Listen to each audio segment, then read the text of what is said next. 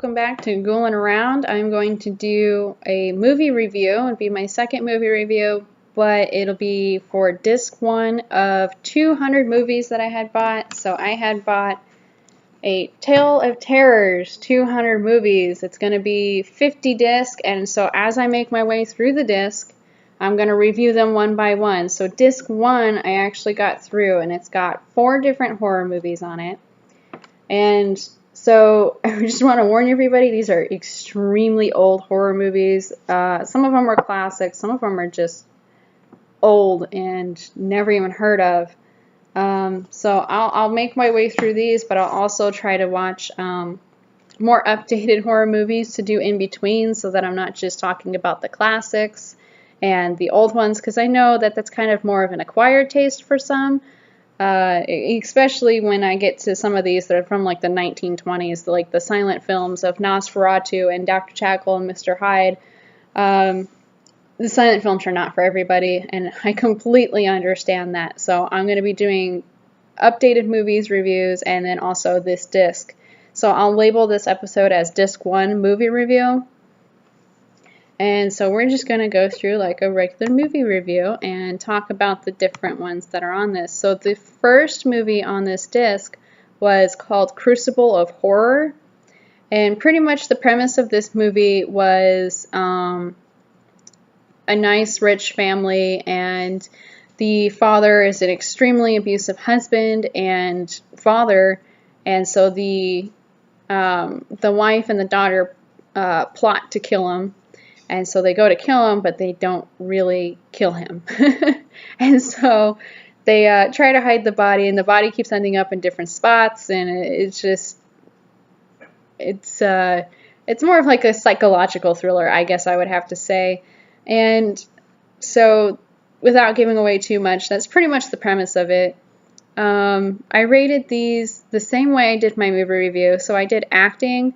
I gave this a 9 out of 10. I actually really enjoyed the acting in this. It was very more of like a classical approach when actors, actually acted and didn't just, like nowadays we have so many different special effects and stuff that we can do. They don't really have to do much. Well, this was actual, like really good acting, especially when the father was playing dead. He did a great job at actually looking like he was dead.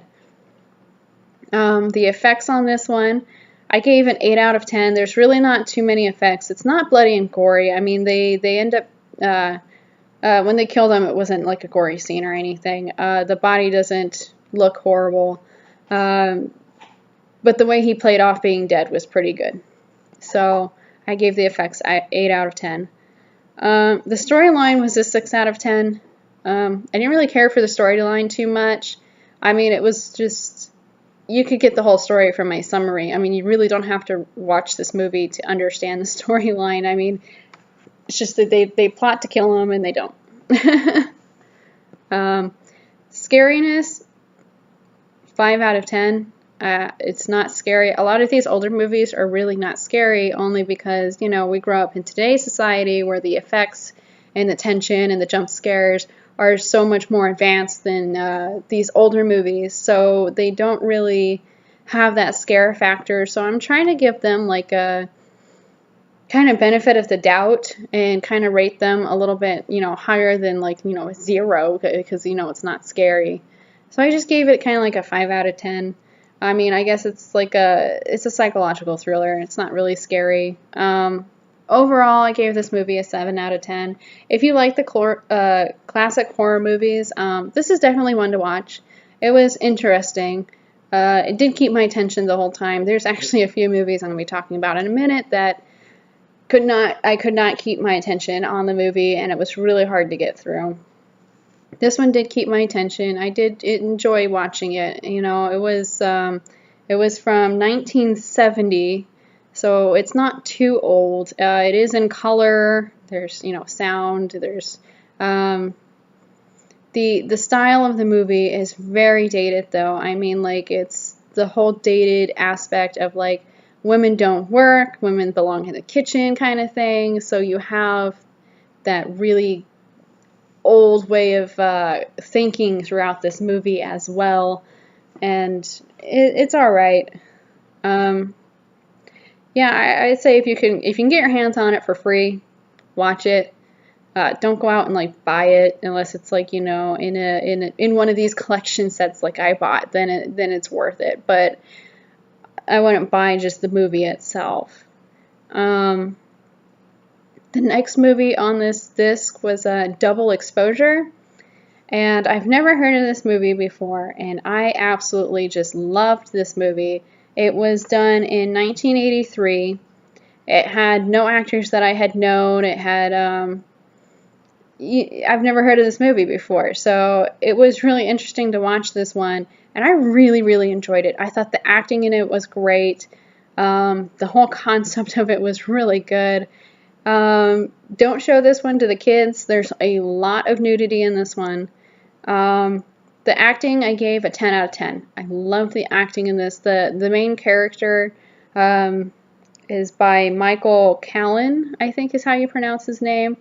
I'm not quite sure who that is. A little beyond my time, but I really loved his acting in this as he's going crazy throughout the whole movie.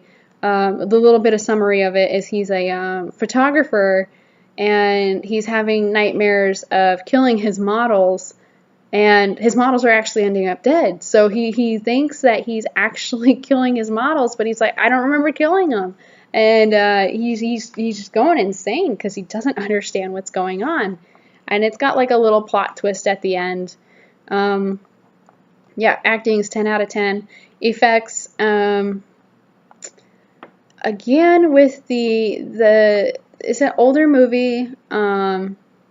They don't really have any effects. I mean, obviously these women die, but it's not in like a bloody, gory type of way. I mean, I don't think it showed any blood or gore. I think it had one stabbing scene where somebody got stabbed and their shirt turned red, and that was about it. So the effects, I just gave an 8 out of 10. There's really not much to go on. I remember this one part. So his brother actually doesn't have an arm on one side of his body, so he's got his shirt kind of tied off, and there's a part where he turns around and you can see he has his shirt, like his arms tucked in his shirt, and I'm just like, really? Like, you can see the arms like clearly tucked in his shirt. And that's one reason why I didn't give it a 10 out of 10. I was just like, oh, come on, you can do better than that. The storyline of it, I really, really enjoyed. I gave it a 9 out of 10. The only reason why I didn't give it a 10 out of 10 is because the plot twist that they tried to do at the end totally had it figured out way beforehand. I mean, they really, really tried hard and to make it a huge plot twist. And maybe it's just because I watched a lot of these types of movies that I had it figured out. I saw it as kind of like an obvious thing, but I'm guessing that not all people will see it that way. So they did try pretty hard, especially for the 80s having a huge plot twist like it did. Scariness, it was not scary, so I gave it a 5 out of 10. I'm trying to give these older movies like the benefit of the doubt of, you know, they're just older movies, so we're not going to find them as scary as like the newer ones. Overall, I gave it an 8 out of 10. I really, really enjoyed this movie. If I had known about it beforehand, and I would have bought the movie, but of course, you know, I bought this collection pack, so I didn't know about the movie, and I just watched it through the collection pack. But I think this movie is actually worth it if you go to like Zia Records and you can find it for like $4 or $5. I would definitely buy it, and I would definitely watch it. I really enjoyed it a lot. The third movie on this disc was Horror Rises from the Tomb. This was one that did not keep my attention, so I was trying to make it through to do the review, but like I was also like kept getting distracted by like homework and studying and other stuff while the movie was on, and it did not keep my attention. The whole premise of this one was at the very beginning, a man and woman are executed during like the witch trials, and like I guess these people want to see like their bodies are really buried there, and so eventually the witch people end up coming back to life and killing everybody that's involved in this thing. The acting in it, I just gave a 6 out of 10. And the acting was it was okay. It was kind of like hit or miss depending on which character it was. The male witch was just a little out there for me. I didn't quite understand his character and what he was there for. The effects, oh my god, the effects in this one are so dated. It's not even funny. This movie's from 1973, and I swear they have better effects in the 70s than what they did for this movie. There's a part where he shows up and he's like in an all black cape, and they completely like white him out, and he kind of like looks like static. And I'm just like, no, no, that does not look good. Just keep him in his cape. And it was very, very horrible. So the effects, I gave a 2 out of 10. They were really outdated. I'm not quite sure if this was like a low budget movie or something. I'm assuming so because I've never heard of it. The storyline, I gave a 4 out of 10. I did not like the storyline. It was so hard for me to just stay focused on trying to watch this movie. Did not care for it at all. So, and then scary, also 2 out of 10. They tried to make it a horror movie, like straight up, like, you know, it was gonna scare you, kind of like a Dracula type theme or something, and it did not hold up very well at all. So overall, 3.5 out of 10. If you ever come across this for free or in a collection set, feel free to watch it. I didn't care for it. I would not buy it. I would not go out of my way to watch it. The fourth movie on this one, it's called The Dungeon of Horror. The premise of this one, oh gosh, I'm trying to think of how to explain this. Sorry if I give away any like spoilers with this one, but it's really hard to explain without not doing that. It's the crewmen and a captain from a ship crash and make it to the island, and they find out there's this count living in a castle on top of this mountain. They get invited into his home, and a bunch of weird stuff happens, and it's really weird. The count's really weird. The everything about the castle and the people in the castle are just really weird. Don't really know how to explain it. So, geez, the acting on this one, it was kind of hit or miss. The main character, the crewman, I really liked his acting, but then like when it came to the count, I hated the count. The count acting was like instead of just being like a count, like a nobleman, he was trying to be like Count Dracula or something. And this movie was made in 1962, so I don't know if he was trying to reenact Count Dracula or something. I mean, this has nothing to do with vampires. It has nothing to do with anything like that. But it just kind of reminded me of the aspect of Count Dracula for some reason. The effects on this one, 5 out of 10.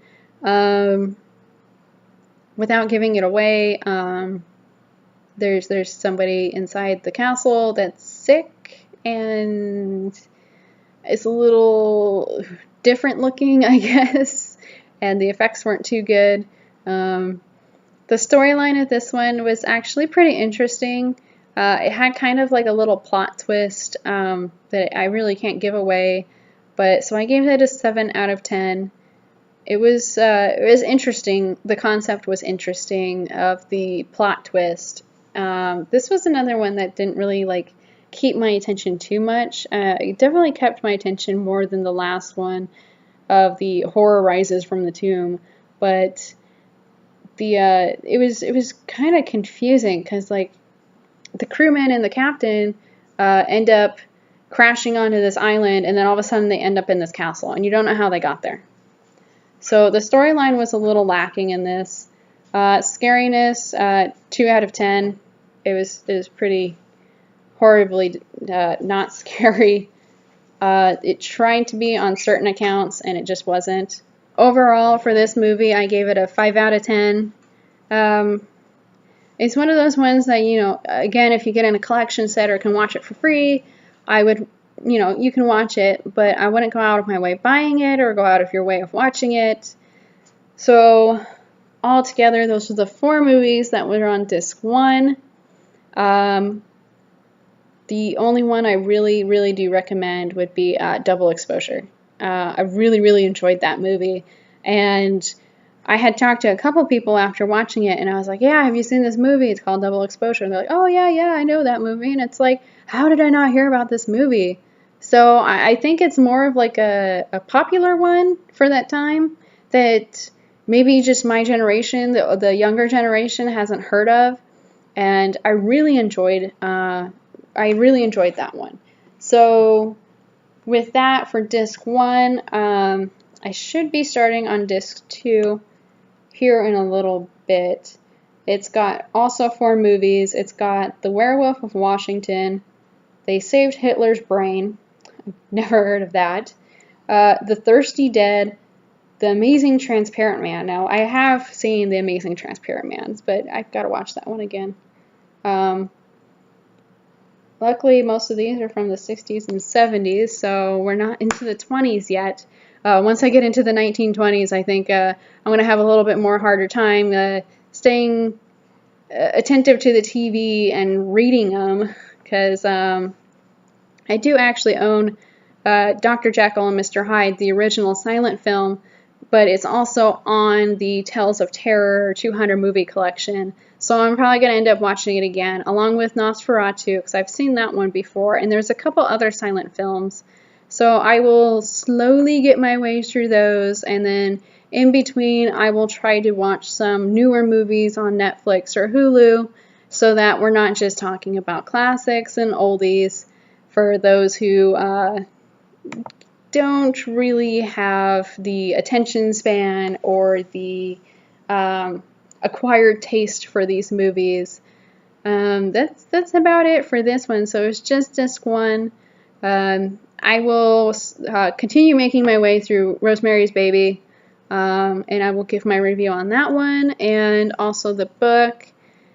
And that's about it for this time. So please comment, questions, anything like that. Please like, subscribe, and all that good stuff. And I will see you next time for another movie or book review. Have a good day.